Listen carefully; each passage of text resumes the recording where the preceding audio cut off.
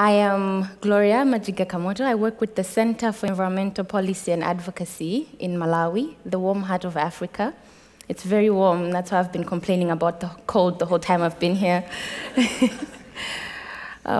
So it's really amazing to be here and have this conversation and hear from different speakers and hear different types of research that has been done. And I know some of the things that we have spoken about today probably you already know, but I want to share with you a context, and that's the context of Malawi in Africa. And I'll start by just getting you into a thinking exercise. And I just wonder how often do you think about where your plastic goes when it dies? So think about a piece of paper that you use, a piece of plastic, it could be a candy wrapper. It's simple things, very negligible things that we think don't make a difference because we use them once and discard them. But just think about where that piece of plastic will be in the next 10 years, 5 years, in 2030. While you think about that, I want to share with you a couple of stories about some incredible people in Malawi. The woman you see before you is a farmer. We call her Elifa. I worked with her a couple of years ago on a project that was building the resilience of farmers. So Malawi's economy is largely driven by agriculture. We have subsistence farmers that depend on rain-fed agriculture. So climate change has been a big deal, a big blow, and we've really felt the consequences. And one of the aspects of this project, it was being promoted by HEIFA International. They had what they called a pass-on program.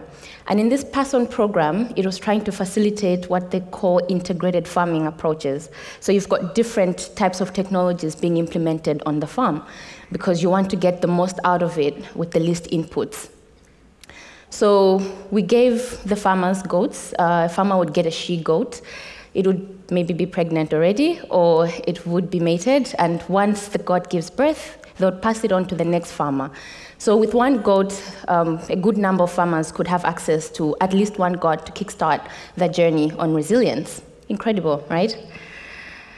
Now, our role was to look at what we can do to improve policy interventions on livestock production. So how do we make livestock production more practical for smallholder farmers that don't have access to resources like veterinary services or medicines or dips? Very simple things, but they're very difficult to access in the rural areas. So we're trying to look at how we can make this aspect of farming a bit more easier for them. But what we found was that all the farmers were facing a common problem, plastic. And they were completely unprepared on how they could tackle this problem. In a research that was conducted, it was found that 40% of the livestock that was slaughtered had ingested plastic. Now, a farmer like him, who was very excited, you can see in the picture, quite excited to have a goat, could just very easily lose that goat because it ate one piece of plastic. And the experience of losing a livestock to plastic is not easy because it's a painful death. And what he explained to me was that once the goat ingests the plastic, it basically experiences a blockage in the intestines. Then it starves, and then it dies. It's a very painful death. So most of them, what they would do is to just slaughter the animal. Once the belly starts to grow, they would know that it's ingested plastic and there's nothing that they can do to save it. So that would be the end of the pass-on program or any effort to build their resilience. So when you think about it, have you thought about where your plastic goes when it dies? Is it killing another animal? Is it killing another person?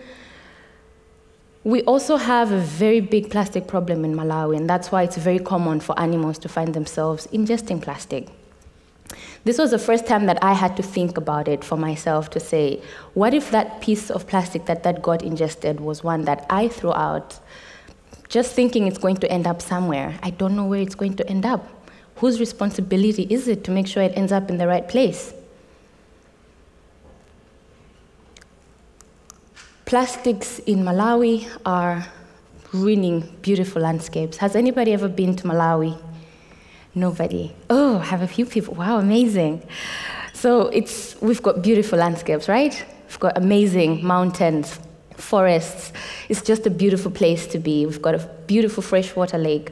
But if you look around, we now have plastics instead of flowers. We've got biodiversity and ecosystems being damaged by the plastic waste that's making its way into their homes.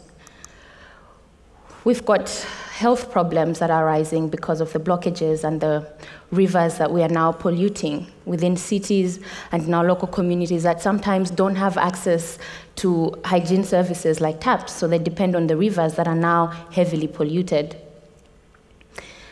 It's been hard, and I think one of the amazing things that you would see is that it's very clear for anyone to see that this is a problem. And that's why, in 2015, the government of Malawi brought in a ban on single-use plastics. Incredible effort. We worked so hard with government on this to get it to happen. So it was really amazing to see that it had happened. But if you look in that picture, there was a lot of throwback from companies that said we would be killing the economy and that families would lose jobs. This is true. But if you think about a population of 17 million people, of which 6 out of every 10 people are involved in agriculture, and you think about 5,000 jobs, who should decide for the many? Should it be the 5,000 jobs over 17 million lives, or the other way around?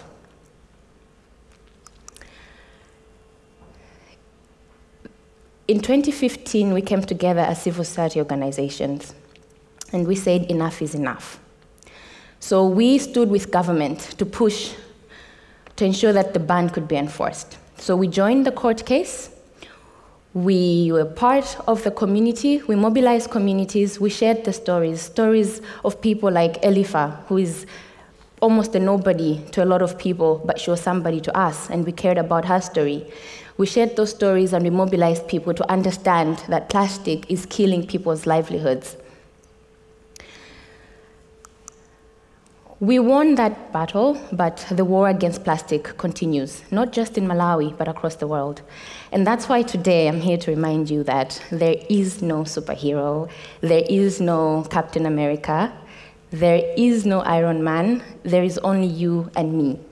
And this is not just a story about plastics, it's not just a story about industries, it's a story of survival. It's how we are going to survive as a human race and how farmers that we have worked with, whose lives we want to improve, are going to survive the plastic plague. So I'm calling upon everyone in this room, first of all, to realize that you have a moral obligation. I know someone said it's the next generation that's responsible, and that's true. But I believe that someone has to pay the real price of plastic. We have the plastics in our systems, in our communities. The cost on our health systems, we won't be able to pay for those. We don't have enough resources. But we need to make decisions now that ensure that somebody is paying for them. And that's why polluter pays principles need to come out strongly in our policies. And how do we do that? You start to ask for them. You're the voters. You hold the power. And you can already start pushing and lobbying for your representatives to start looking at tackling issues of plastic pollution and issues of plastic production in the policies, national policies. We currently do not have a very strong framework that supports global action on plastic pollution, but there is room in our countries. We can push for companies to take on the true cost of plastics, because I'm not willing to pay that price, so they have to. It's not all gloom and doom. There is very much hope. And it starts with each of us recognizing that we have a part to play and choosing not to stay silent and to hold those that have contributed to this problem accountable.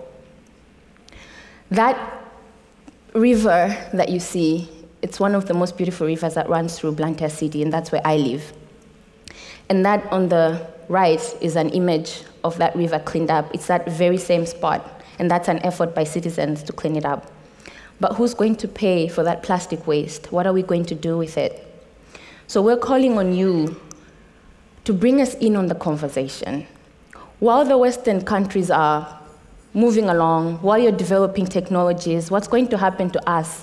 What's going to happen to the farmer in Africa? Who's going to bring technologies to us? Who's going to bring alternatives to us? So we need to be part of that conversation. And global action should not just look at this region. It should be inclusive. It should include Africa. It should include Malawi.